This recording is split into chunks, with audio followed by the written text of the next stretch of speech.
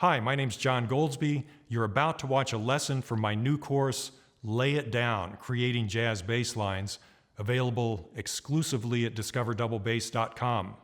Enjoy the lesson.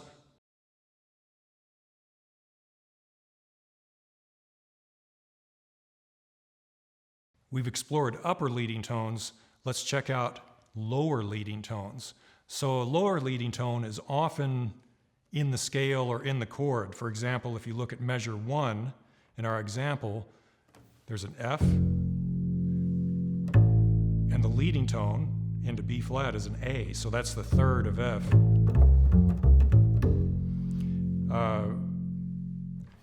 Sometimes the leading tones are not in the chord and not in the scale, but they still sound good, like in measure 3 or measure 2 on beat 4, we're on B flat. Now, arguably, that's not in a B flat 7 scale, but it leads brilliantly back into F7. It just feels like, oh, you have to go back into F7. So sometimes the lower leading tones are chord tones or in the scale.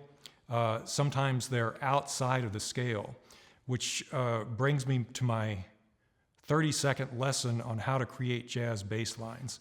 You can create a jazz bass line by putting the root on the downbeat, playing either chord tones, scale tones, or chromatic tones, and then putting the root on the next downbeat. I think that was even faster than 30 seconds. But to expand on that a little bit, if I'm outlining the root movement, upper leading tone, lower leading tone, lower leading tone, I can put anything on beat 4 that leads into the next chord. Beats 2 and 3, I have options. I can play the scale, I can play the triad or the arpeggio, or I can play a chromatic line into the next chord. So that's what this exercise is leading up to. So I'll play through it, the 2 choruses, and I'll use lower leading tones to lead into every chord change. Here we go. 1, 2, 1, 2, 3, 4.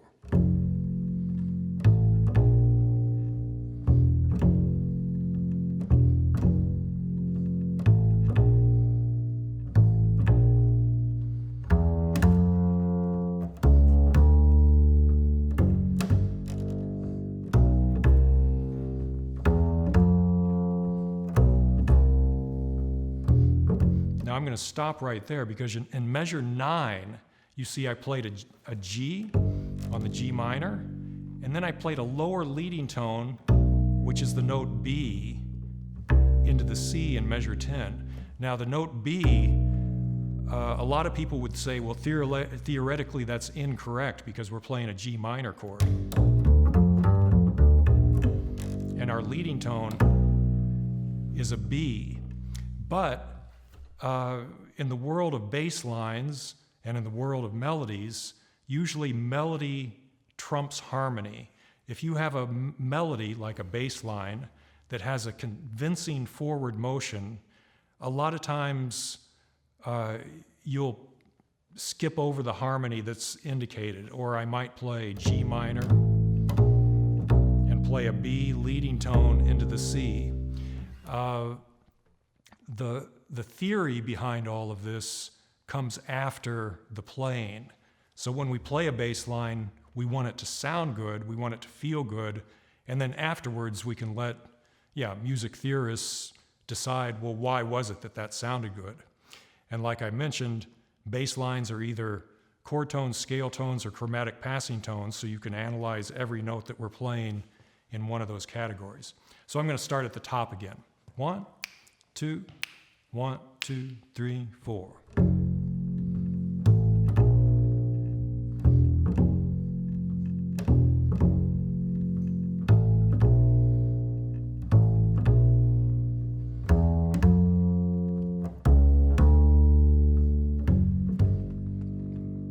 Leading tone.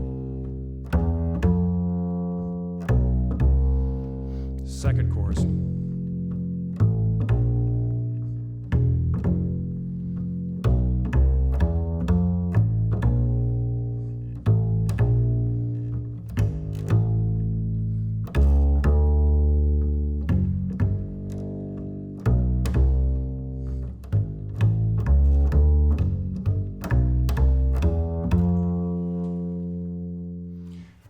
So you see that on a lot of the minor chords, because I'm purposely playing a lower leading tone into the next chord, I'm playing a major third.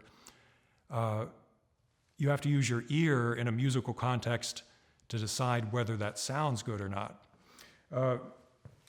Let's play this exercise together. Since you've got the root movement under your fingers already, let's play it a little faster. 1, 2, 1, 2, 1, 2, 3, 4.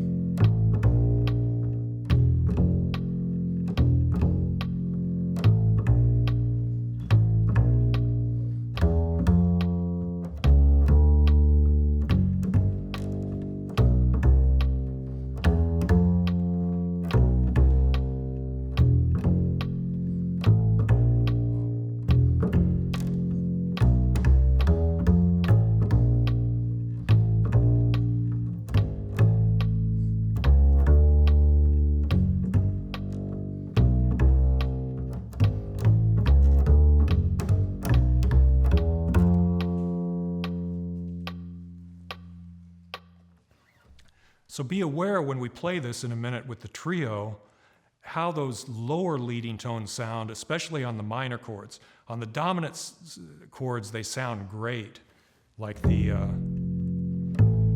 B flat, low E, back into the F. That's a great sound.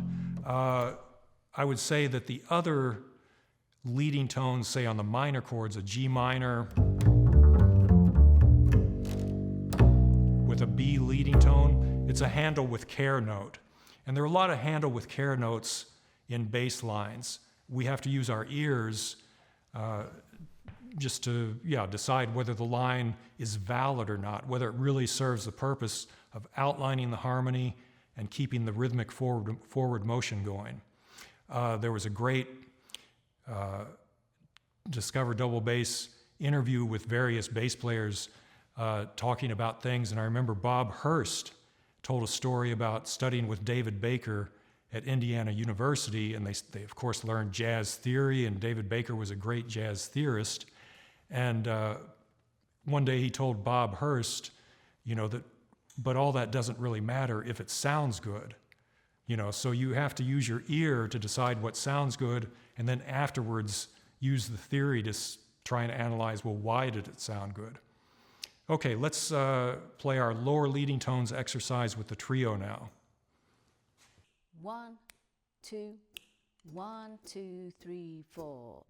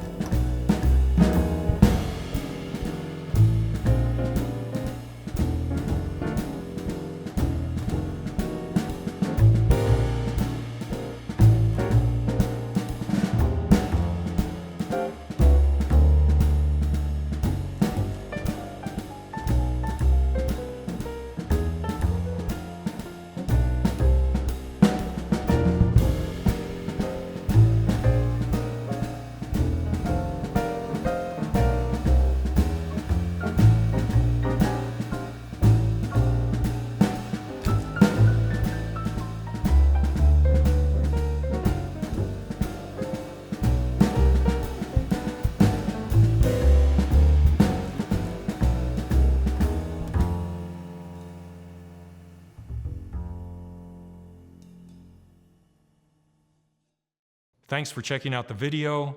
If you need more information about these courses at discoverdoublebass.com, please click on the links below.